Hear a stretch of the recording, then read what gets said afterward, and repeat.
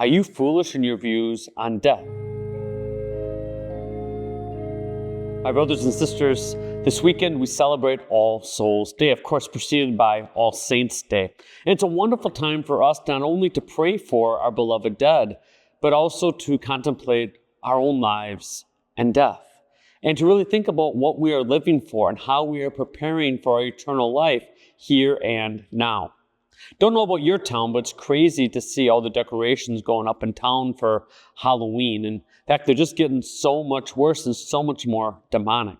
And it's really quite frightening how so many people are starting to decorate their homes, not in cute and whimsical ways, but quite frankly, in demonic and scary ways. It's frightening to think that our small kids are seeing all of this. But for us, my brothers and sisters, this weekend is really a time not for us to relish in the scary and the occult, but to recognize the saints and our need to pray for the dead. It's also a time for us to recognize that we are called to be holy and that we are called to imitate the saints that we may truly be with God forever. Another frightening thing going on these days is how many people think that funeral masses are no longer needed, and thinking that a celebration of life is just fine. But my brothers and sisters, we need Christ's mercy. We need the power of his cross in order to be saved. It is through Christ that we come to salvation. It is through his blood that we are purified and grow in maturity in the faith. And quite frankly, the Mass is a way we've been praying for the dead for 2,000 years, and it has worked. Why would we change that now? But yet so many people are putting their faith in so many lesser things. Quite frankly, to believe in ghosts is to really deny Christ and deny him as our judge. Because ghosts are these souls wandering the earth, denying that there is heaven and hell, denying that there is really an afterlife. Where, as Catholics, we believe that souls from purgatory, sure, they can ask for prayers, but yet the demons are always trying to mess with us too, to convince us that there is no God. And I fear, as so many people allow this cultish Halloween practice to become part of their faith, we are losing track of what this is all about. As we celebrate All Souls, we are reminded that we need to pray for those who have died, that our prayers help the souls in purgatory to be purified, and that our prayers also help us so that we may be more ready upon death to enter right into heaven. But more than that, praying for the dead is not only a corporal work of mercy, but it's also a chance for us to recognize that there is more to this life. How many people just think their lives just revolve around them and whatever they're doing is the most important thing? A true devotion to the souls in purgatory help us to recognize that we are part of something so much greater than just what we see around us, what we want to do.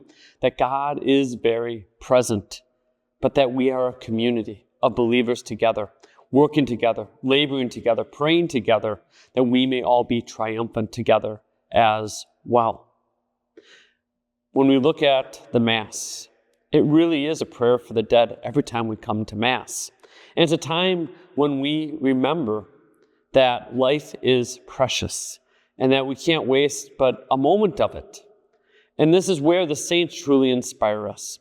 Because saints are not just saints just because of the end of their lives. Saints are saints because of their whole lives. They were saintly all the way through. And it's a reminder for us that to be a good Catholic isn't just to get there at the end, to race to the finish, if you will, but it is for us day by day to be faithful, to be diligent, and to receive God's grace bit by bit. In so many ways, salvation is such a huge gift that God gives us a piece of it day by day through his grace to sanctify us, to make us holy. And we need to be faithful each day to receive that piece. One way of thinking about purgatory is when we die, if we don't have all the pieces we were supposed to receive, that's when we end up in purgatory, if you will, to purify those voids in our faith and the graces that we should have participated in. So thus, my brothers and sisters, to be faithful all the way through is so crucial. There's a trend these days where some of the most famous Catholic speakers are ones who lapsed for a while and came back, or fell into sin and realized what they had lost, the prodigal sons and daughters, if you will. The true goal of our faith is to be boring.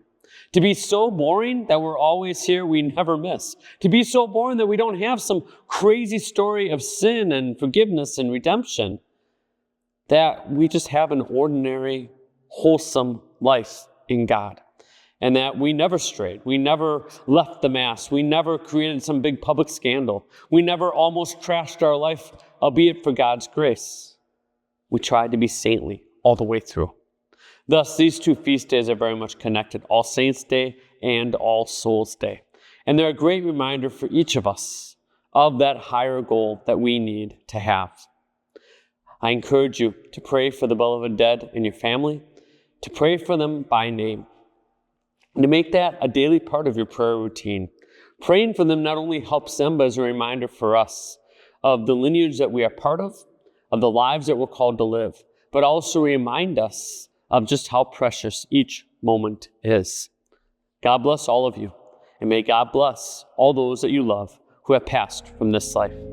Magnificat anima mea Dominum. My soul magnifies the Lord.